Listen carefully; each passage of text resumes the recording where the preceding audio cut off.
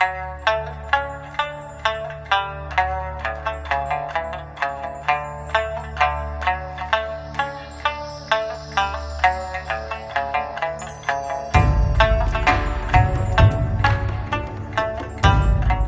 bowl bakers! Bigger bolder baking is not just about baking with rich ingredients like chocolate and cream. It is my style of baking and it can be applied to any ingredient, even fruit, which I'm going to show you today with my big and bold twist on fruit sushi. So let's get baking. The rice that we're using for our sushi rolls is actually sushi rice. If you can't find this, you do need to use a starchy rice. This works really well because it's sticky and it binds well. Nowadays you can find sushi rice in most supermarkets. We're going to start out by rinsing our rice in some water. Give your rice a little bit of a bath and then drain off the starchy water. To cook your sushi rice, it's actually really easy. In a heavy bottom saucepan, we're going to add in our rice, add your water, sugar because we're making sweet rice, and salt because all baking needs salt. And then give this a stir.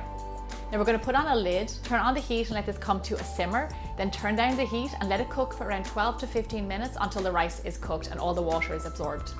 And do not stir this while it's cooking. It's a big mistake people make when cooking rice. You'll know your rice is perfectly cooked when all the water is evaporated and it might a tiny bit stick to the bottom of the pan, but not too much. See that? Lovely. Because we're making fruit sushi for dessert, at this stage we're going to add in coconut milk and some vanilla extract to really elevate the flavor of our rice. And then stir it well together. You need your rice to be nice and moist because to roll a sushi roll, you need it to be able to bind and hold together. If your rice is on the drier side, your roll will be quite brittle and it will fall apart. To stop your rice overcooking in the pot, spread it out onto a tray and it will cool down really fast.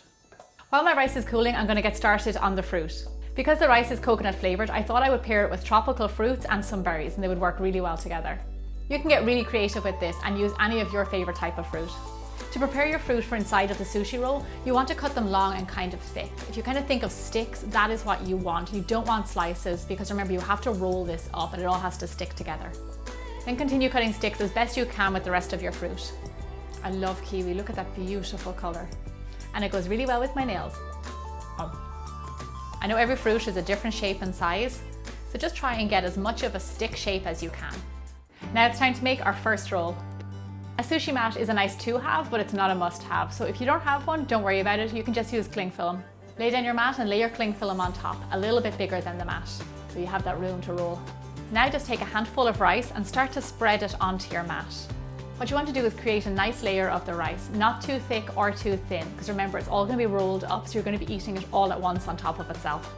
A good tip is have a little bowl of water close by and you can dip your hands in it because the rice will start to stick to your hand and it's kind of hard to get off. So keep your hands kind of moist. If there are any holes, just cover them up with a bit of rice because you don't want that. What you want to create is a rectangle of rice that's roughly the same thickness. This is looking great. Now it's time to add on our fruit. For my first roll, I'm going to pair together strawberries and kiwi.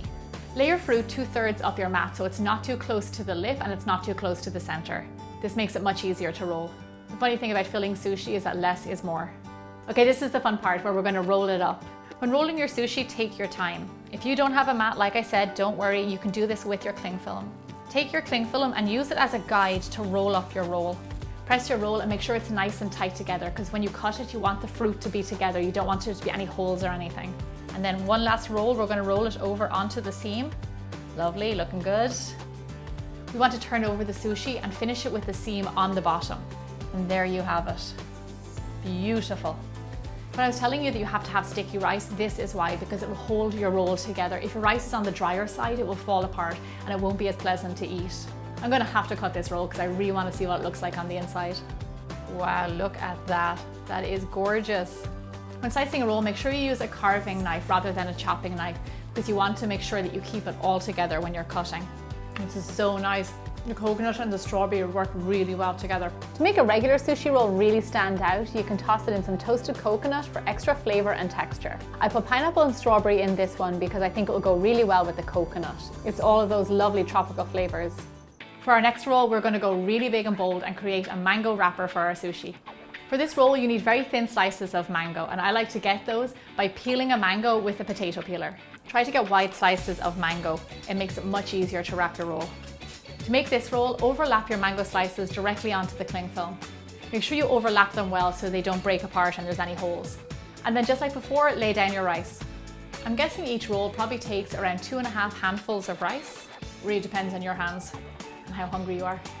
I'm gonna fill this one with kiwi and raspberry because I think it will go really well with the mango on the outside. The color of this roll is gonna be fantastic. I've heard from some of you that you want healthier options for dessert, and I definitely think this recipe ticks that box. Once your fruit is in there, then start rolling. Now remember, take your time, there's no rush, keep it nice and tight, and then use the cling film as your guide. Look at that mango on the outside, it looks beautiful. You can see now why I was telling you to cut it really thinly, because you need to almost mold it. If it's too thick, it'll snap. Gorgeous, look at that beautiful color. Use a good serrated knife when slicing your sushi. Look at that. The sushi looks really good, but we can't stop here because I have lots more to show you. In addition to the lovely rolls, we're also gonna make some little sushi bites. To make our little bites, we're gonna scoop up some rice, and we're gonna mold it in our hands. Enough for a good, decent mouthful. Then just place some thinly sliced fruit on top. For a lovely extra effect, slice a blackberry in half, then place it on top of your sushi and it looks like fish roe. I'm also going to make a pineapple one, but you can make so many varieties. To serve with my sushi, I made a raspberry dipping sauce and I grated some cantaloupe to look like fresh ginger. Now you have a variety of fresh fruit sushi rolls, and with so many different rolls, it's hard to choose my favorite. So I'll have one of each. Make sure you come back next week where I'll show you my highly requested dairy-free no machine ice cream. Thank you so much for watching, and don't forget to subscribe to my channel, and I'll see you back here again next Thursday for more bigger, bolder baking.